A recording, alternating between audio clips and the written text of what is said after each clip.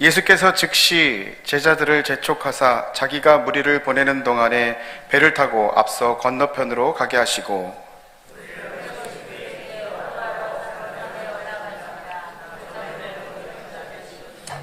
배가 이미 육지에서 수을이나 떠나서 바람이 거스름으로 물결로 말미암아 고난을 당하더라.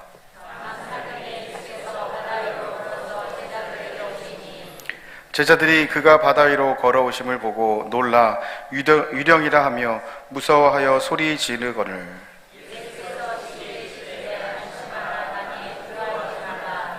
베드로가 대답하여 이르되 주여 만일 주님이시거든 나를 명하사 물 위로 오라 소서 하니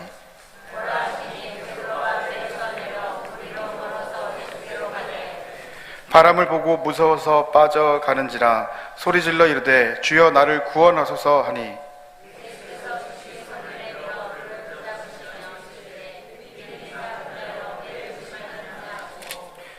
배에 함께 오름에 바람이 그치는지라 배에 있는 사람들이 예수께 절하며 이르되 진실로 하나님의 아들이로소이다 하더라. 아멘. 어떤 집안이 굉장히 편안한 집안이 있었습니다. 남편하고 부인이 너무 화목하고 좋아서 다른 사람이 많이 부러워했습니다. 어쩌면 집안이 그렇게 싸우지 않고 잘 화목한 가정을 이룹니까? 그랬더니 남편이 이렇게 말씀하신 거예요. 중요한 일은 내가 결정하고 시시한 일은 부인이 다 결정하기 때문에 우리 집안은 어려움이 없이 잘 나가고 있습니다. 그럼 중요한 일은 뭡니까? 그랬더니 우주인이 갑자기 내려왔을 때 어떻게 우리가 도망을 갈 수 있는가? 그거 제가 결정합니다. 그 다음에 일본이 쳐들어오면 어떻게 대처해야 될 것이냐? 이거 제가 결정합니다. 나머지 시시한 일은 우리 부인이 다 결정합니다. 어떤 집안이에요, 여러분? 부인에게 꽉 잡혀서 살아가는 그런 집안이었습니다. 흔히 우리는 여자 세 분의 말을 잘 들으면 행복하다고 합니다. 첫째는 집안에 있는 부인들, 사모님들 말을 잘 들어야 집안이 잘 됩니다. 두 번째, 기상캐스터 말을 잘 들어야 돼요, 여러분. 내일 비 온다고 그랬는데 그냥 갔다가 쫄딱 비 맞고 내일 추울 거라고 영하의 날씨가 된다고 그랬는데 옷을 얇게 입고 가면 큰일 나는 겁니다. 세 번째 여자는 내비게이션에 나오는 여자입니다. 우로 가세요 그런데 직진해버리면 뺑뺑 돌다가 고생하게 됩니다. 여러분, 이처럼 우리가 말을 잘 들어야 될 여성분들이 있는 것처럼 오늘 말씀에서 예수님께서 좀 특이하게 제자들에게 교훈을 주십니다. 무리를 걸어가는 이적을 통해서 어떻게 잘못 보면 이 이적을 중요하게 생각하지만 실은 이적의 목적, 의미가 훨씬 중요하다고 볼 수 있습니다. 오늘 본문에 나오는 무리를 걸어가신 이적은 실은 오병이어의 이적 바로 다음에 터져 나오는 사건입니다. 오병이어의 사건을 통해서 제자들이 놀랐습니다. 한 꼬마가 가져온 떡 5개, 물고기 2마리 가지고 세상에 5,000명이 먹고도 12광주리가 남아버립니다. 어떤 생각이 들었을까요? 우리가 예수님만 따라가면 경제적인 문제가 해결이 돼. 이거 아멘 하면 안 되는데 안 될 때도 있거든요, 여러분. 북한이나 중국처럼. 그 다음에 정치적으로 예수님이 이렇게 이적을 보이시니까 잘하면 예수님이 이스라엘의 왕이 될 수 있어. 그럼 내가 장관, 최소한 차관을 할 수 있어. 여러분, 제자들이 좀 이런 마음을 가지고 있고 많은 무리들이 예수님을 왕으로 세우려고 했다라고 다른 마가복음하고 비교를 해보면 나옵니다. 그런데요, 예수님께서 이때 즉시라고 해서 제자들을 배를 타고 가라고 보내버리십니다. 즉 정치적 야망, 경제적인 자유, 그런 거 아니다. 정말 중요한 게 뭔가 인생의 실존을 통해서, 즉 고난을 통해서 한번 생각해봐라. 그래서 풍랑이 막 오는 거예요. 여러분, 이상하게 어려움이 강하게 올 때는 새벽 기도에 또 수요 예배, 저녁 예배 막 잘 나옵니다. 근데 집이 잘 나오고 사업이 잘 되면요, 안 나오는 분들이 굉장히 많아요. 잘 나갈 때 실은 조심해야 되는 겁니다. 잘 나가고 좋을 때 더 기도하고 하나님 앞에 매달리는 사람, 바로 그 사람이 더 지혜로운 인생을 살아간다, 이렇게 볼 수 있는 것이라 볼 수 있겠습니다. 오늘 본문에 나오는 그러면 베드로의 장점과 단점을 통해서 저와 여러분이 배울 수 있는 구체적인 것은 무엇일까요? 오늘 베드로를 통해서 배울 수 있는 신앙으로 첫 번째는 모험 있는 신앙이 되어야 합니다. 모험이라는 것, 오늘 예수님께서 유령으로 많은 제자들이 착각을 했지만 베드로가 예수님을 알았어요. 만약 주시어든 저를 무리로 걸어가게 하소서. 예수님께서 오라고 하십니다. 무리를 딱 걸어갑니다. 이거 여러분 보통 사람이 할 수 없습니다. 믿음이 베드로가 그만큼 예수님을 신뢰하고 모험이 있어서 가능합니다. 세상은요, 상식이 중요합니다. 근데 때로 하나님께서는 초자연적인 권능으로 상식을 초월해서 우리들의 삶, 교회의 미래, 한국 사회까지도 바꿔놓으시는 그런 귀한 일이 있습니다. 그러므로 우리는 모험 있는 신앙, 즉 미래를 바라보면서 오늘에 안주하는 것이 아니라 계속 굴러가는 돌처럼 살아야 합니다. 돌이 여러분 가만히 있으면요, 이끼가 끼어버려요. 물이 고인 물은 썩어버려요. 끊임없이 내가 새로운 것을 배우고 새로운 것을 알아가고 또 과감하게 행동으로 옮기고 이렇게 모험 있는 것으로 할 때 우리의 미래가 바뀌게 될 것입니다. 오늘 이런 차원에서 보면 베드로의 중요한 관점, 그는 적어도 예수님을 신뢰하고 모험 있는 미래에 내가 걸었다, 이걸 볼 수 있어요.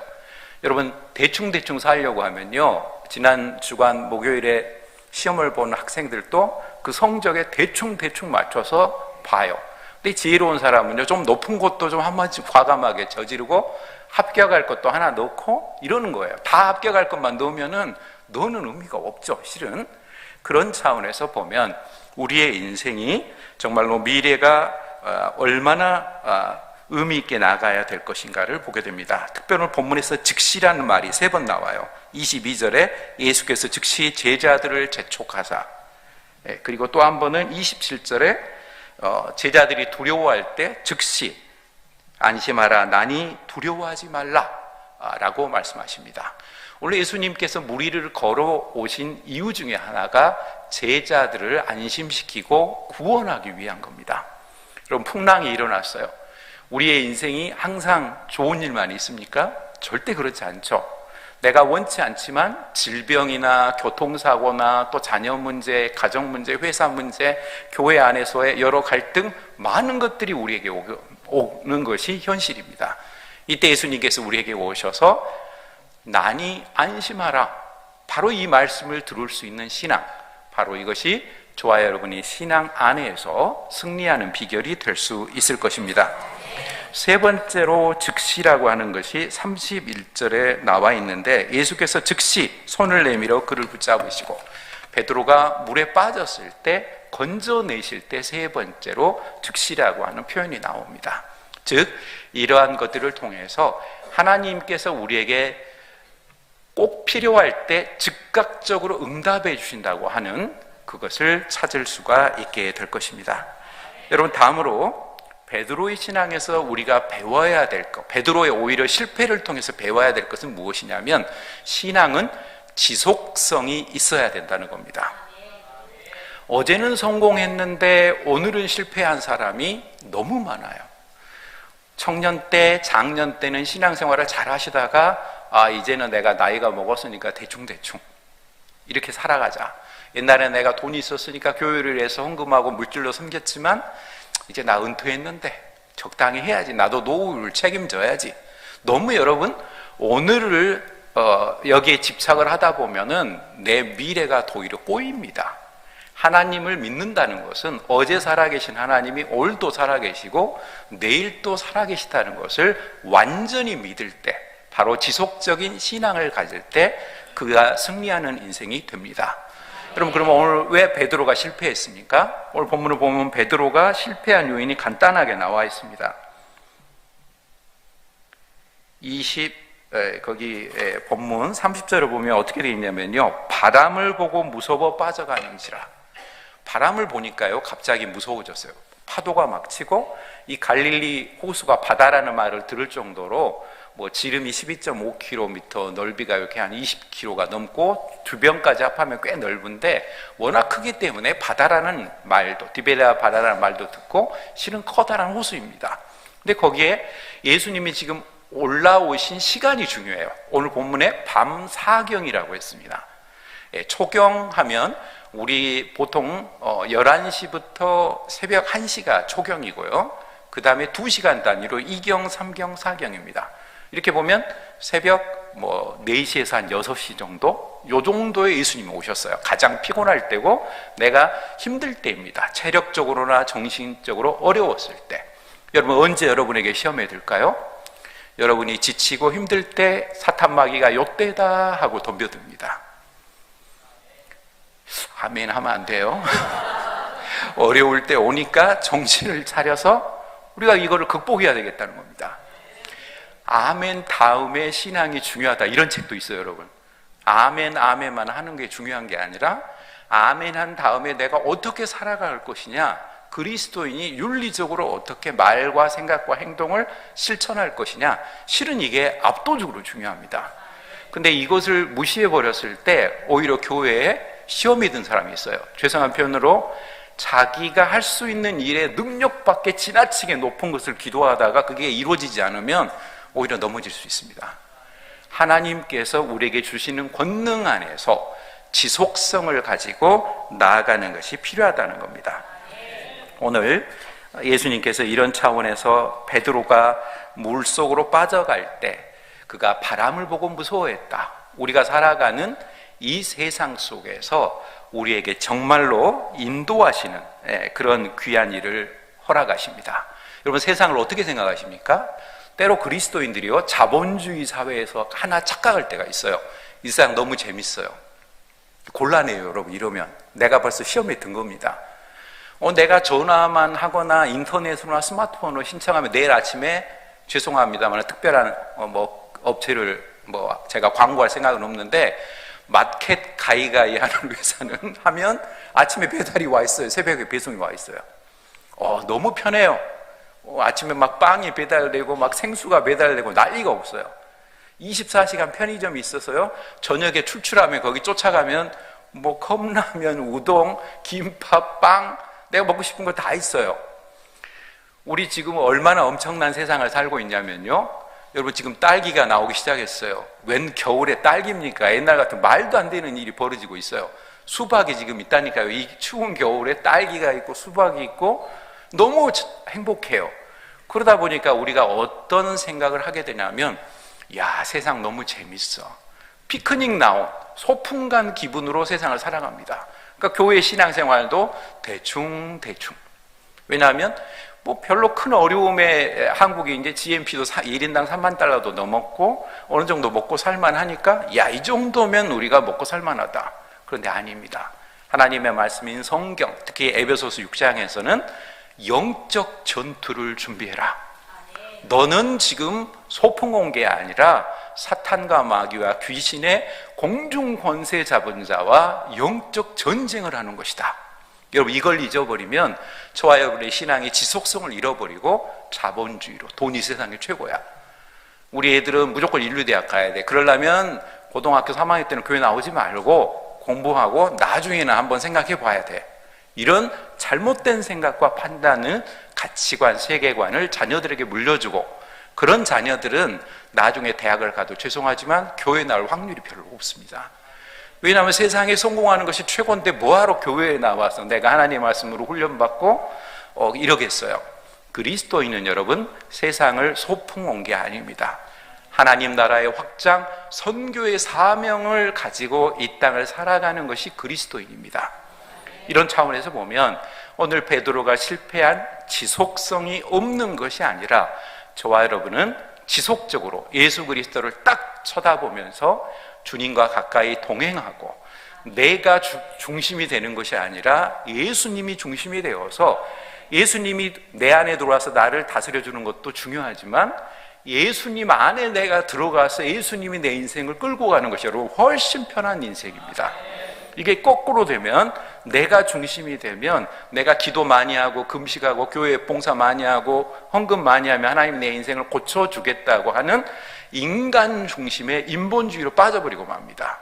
우리가 많은 헌금을 드린다, 많이 봉사한다, 교회를 위해 내가 많은 기도를 했다, 이것보다 더 중요한 것은 하나님의 목적, 하나님의 뜻, 하나님 나라에 내가 거꾸로 거기에 초점을 맞추고 살다가 보면 남은 것들은 하나님께서 합력하여 선을 이루어 주실 것입니다.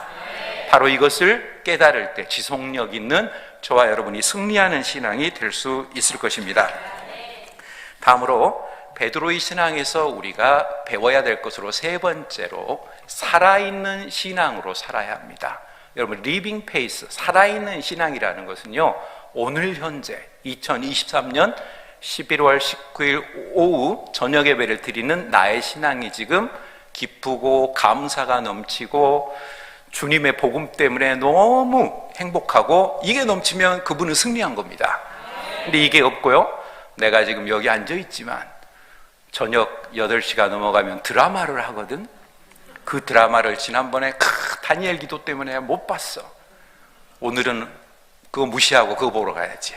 너무 여기다 초점을 뺏겨버리면 문제가 생깁니다. 여러분, 이게 재밌는 게 마가복음 8장 25절로 29절을 보면 예수님께서 베드로, 야고보, 요한을 데리고 변화산을 가셔요. 그리고 남은 9명의 제자가 귀신 들린 소년이 있는데 얘에게 예수 그리스도 이름으로 명하니 나가라. 안 되네? 나사렛 예수 이름으로 명하니 나가라. 안 돼요. 뭐가 잘못됐을까? 아무리 해도 안 나가는 거예요. 근데 예수님께서 오셨는데 그거를 하소연을 합니다. 그 아버지가 우리 이 아이에게 예수님의 제자 9명이 열심히 붙들고 막 안찰도 하고 막 난리를 쳤는데 귀신이 안 나갑니다. 허망할 정도로 예수님이 한번 기도하시니까 귀신이 확 떠나버리고 아이가 고쳐졌어요. 제자 9명 가운데 한 명이 마가복음에 나오면 본명은 안 나오네, 누군지는 모르겠지만 베드로하고 야고보, 요한은 아닌 것 같아요. 적어도 이 세 사람 예수님을 따라가고 있었기 때문에 남은 9명 중에 한 명이 물어봅니다. 예수님, 왜 우리는 못 고쳤을까요? 예수님께서 이렇게 대답하십니다. 기도 외에는 이런 일을 고칠 수 없느니라. 여러분, 여기 굉장히 심각해요. 왜 심각하냐면 우리 솔직히 성도님들이 기도가 없어서 시험에 들거나 어려움에 겪는 거 절대로 아닙니다. 심지어 예수님은 40일 동안 광야에서 금식 기도를 했는데 사탄이 딱 나타나가지고 돌이 떡덩이가 되게 해보세요, 시험을 하잖아요. 기도가 왜, 그러면 예수님께서 말씀하신 이 기도는 어떤 의미일까요? 과거의 제자들이 분명히 귀신도 쫓고 병도 고쳤고 많은 이적을 행했어요. 근데 지금 못하는 거예요. 그 이유는 살아있는 신앙이 아니고 옛날 신앙으로 가버렸기 때문에 그렇습니다.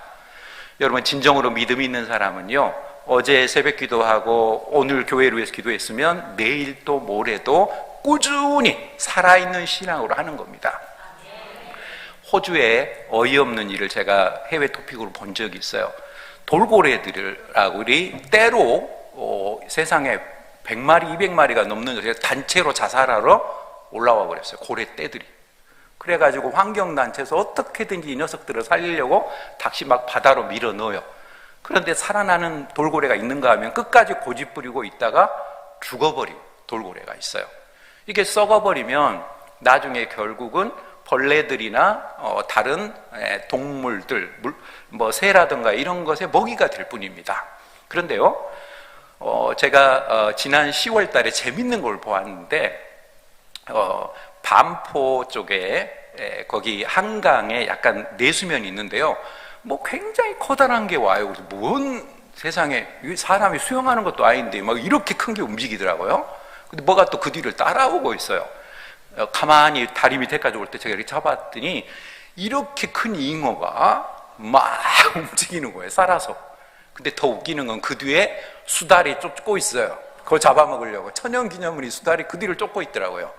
잉어가 필사적으로 도망을 가서 결국 도망을 갔어요. 깊은 바다로, 깊은 한강으로. 근데 그걸 보면서, 이야, 이거 수달도 대단하지만 잉어가 안 죽으려고 죽기 살기로 도망가니까 수달이 못 잡는구나. 너무 크니까 잉어가. 여러분, 이게 살아있는 신앙하고 비유할 수 있습니다. 고래도 죽어버리면 아무 의미 없지만요, 잉어가 살아있으면은 함부로 못 건드려요. 저와 여러분이 신앙이 늘 깨어있고 골로새서에 나온 것처럼 위의 것을 쳐다보면서 땅의 것을 극복하는 신앙으로 나아가면 사탄과 마귀와 귀신이 우리를 어떤 것으로 유혹을 해도 넘어가지가 않아요. 그런데 저와 여러분이 살아있는 신앙이 아니고 됐어 나 정도면 내가 이제 목사인데 뭐 장로인데 권사한테 뭘 걱정이야. 그러면 여러분 죄송하지만 넘어져요. 목사도 넘어지고 함정직도 넘어지고 집사님도 넘어질 수 있어요. 즉 어제 내가 성공에 취하지 말고 매일매일처럼 내가 십자가의 내 정욕을 못 받고 주님과 더불어 오늘 하루도 동행하는 하루가 되게 해주세요. 여러분 아침에 이렇게 기도할 것이고 저녁에도 잘 때 시편에 나온 것처럼 저녁에도 주님께서 성령 안에서 저와 우리 가정을 지켜주셔서 내일 아침까지도 인도하여 주옵소서. 여러분 이 기도가 끊임없이 돼야 되는 겁니다. 다니엘 기도에 21일 하고 끝나버리는 것이 아니라 1년 365일 윤달이 있으면 366일 매일매일 주님께서 매 시간 매분 저와 함께 동행해 주세요. 바로 그러한 신앙을 가질 때 살아있는 신앙으로 승리하는 그리스도인이 될 수 있을 것입니다. 오늘 31절에서 예수님께서 베드로에게 깨달음을 주십니다. 믿음이 적은 자여 왜 의심하느냐. 골로새 3장 2절에서 위의 것을 생각하고 땅의 것을 생각하지 말라. 베드로가 넘어진 이유는 땅의 것, 바람, 파도, 인간이 어떻게 무리를 걸어가지? 내가 지금 비정상인데? 갑자기 신앙에서 너무 과학과 이런 것들을 생각했어요. 그래서 안 됐어요. 제가 지난주에 신학 세미나가 있어가지고 기독교 한국학술원이라 우리나라에서 가장 뛰어난 그런 총장급들이 주로 모여있는 그런 단체가 있습니다. 거기 세미나가 있었는데요. 예전에는 여러분 원자가 최고라고 생각했죠. 제일 작은 단위 원소가 분자에서 원자라고 생각했거든요. 근데 제가 대학을 졸업할 때 쿼크가 나왔어요. 근데 여러분 최근에 더 가는 것도 또 발견됐어요. 이걸 보면은 과학이라고 하는 것이 완전한 것이 아니다, 불완전한 것이라는 것을 알게 돼요. 그래서 예전에는 진화론을 과학이라고 착각을 했는데 진화론이 비과학적이라는 것이 거꾸로 계속해 나와요. 2020년에 노벨상을 받은 학자가 정식으로 2021년도에 책을 발간해냈는데 거기 보면은 진화론이 아니고 창조론이 오히려 과학에 가깝다라고 솔직하게 고백을 했어요. 여러분 그분이 노벨상을 받았어요. 2020년. 즉 여러분 스스로나 자녀들이나 손자 손녀에게 진화론은 과학적인 것이고 기독교는 이건 하나의 종교적인 신화에 가까워서 그 당시 고대 근동 사람들의 세계관이야 이래버리시면 안 됩니다. 물론 그런 것이 전혀 없는 것은 아니지만 지금 진화론의 가장 큰 결정적 문제가 뭐냐면요, 어떤 것이 우연히 생겨나갖고 이 아메바가 갑자기 포유류로 진화해 왔다는 거예요. 근데 결정적 잘못이 뭐냐면요, 원숭이에서 인간 사이가 뭐 네안데르탈인 북경인 뭐 했는데 중간이 수백만 년이 안 나와요. 몇 억 년이 안 나와버려요. 즉 그것들은 그것들이고 인간은 인간이라는 거예요. 창세기를 보면 하나님께서 인간을 창조하실 때 생기를 불어넣어서 유일하게 인간에게만 하나님의 형상으로 창조하셨습니다. 바로 그럴 때 리빙 이라는 말이 창세기 3장에 나와요. 하나님께서 생기를, 리빙을 넣어주심으로, 생기는 성령이라고도 볼 수 있고 하나님의 기운이라고 볼 수 있는데 다른 동물에는 없는데 오직 인간에게만 그걸 주셨습니다. 그래서 여러분 보통 동물들은 미래를 고민 안 해요. 먹는 것만, 눈앞에 지금 먹는 것만 있으면 배불러 갖고 사잖아. 하이에나 배부르면 앞에 양이나 다른 거 지나가도 쳐다보지도 않아. 배부르니까. 오히려 동물들은 이래요. 근데 사람은 미래를 고민하고 미래에 대해서 생각을 합니다. 즉 영원한 것을 사모하는 마음을 허락하셨습니다. 그래서 우리의 모든 목표는 하나님 나라, 이 땅의 삶이 아니라 천국이라는 것을 가지면서도 오늘의 최선을 다하는, 내일 종말이 올지라도 오늘 나는 사과나무 한 그루를 심겠다, 이런 살아있는 신앙으로 나아가는 겁니다. 그래서 여러분 그리스도인은 이상 하나님의 나라라고 하는 천국과 현실을 균형 감각을 가지고 지혜롭게 살아가는 겁니다. 그리고 모든 것이 합력하여 로마서 8장 28절처럼 우리를 선하게 인도해 주실 것입니다. 여러분, 믿음은 확고한 믿음이 있을 때 살아있는 신앙, 지속적인 신앙으로 승리하게 될 것입니다. 우리에게 향하신 주님의 경륜이 다 이루어질 때까지 우리 인생을 항해하는 배는 절대로 난파하지 않습니다. 오늘 예수님께서 제자들을 먼저 보내셨고, 다른 한 하나의 사건을 보면 요것과 또 비슷한 게 있습니다. 그때는 예수님이 함께 제자들하고 배를 탔는데 그래도 풍랑이 쳤어요. 오늘은 예수님께서 일부러 제자들만 한번 보내보셨어요. 그런데 역시 풍랑이 쳐요. 공통점은 예수님께서 2개 풍랑을 잔잔하게 하셨다는 겁니다. 그리고 그 첫 번째 사건이 있었을 때는 제자들이 어떻게 고백했냐면, 저가 누구신데 자연이 조용할까? 근데 여러분, 오늘은 더 귀한 고백이 있어요. 오늘 제자들이 뭐라고 예수님을 고백할까요? 우리 다 같이 성경 33절 말씀을 함께 읽어보겠습니다. 다 같이 33절 읽습니다. 배에 있는 사람들이 예수께 절하며 이르되 진실로 하나님의 아들이로소이다 하더라. 여러분, 이적의 목적은 예수 그리스도가 우리의 구원자요 하나님의 아들이라는 데 있습니다. 이거를 오해해버리면요, 무리를 걸어가는 데 집착을 하고, 오병이의 기적으로 많은 사람이 먹고 살았다는 데 집착을 하고, 귀신이 나갔다, 병 고쳐졌다, 죽은 자가 살아났다, 이적에 저와 여러분이 빠져버리면 신비주의 신앙으로 빠져버립니다. 우리의 신앙은 신비주의가 아니고요, 신비적이긴 하지만 하나님의 은혜 안에 살아가는 신앙입니다. 그러므로 오늘 베드로의 교훈을 통해서 다시 한번 저와 여러분이 기억하시기를 바랍니다.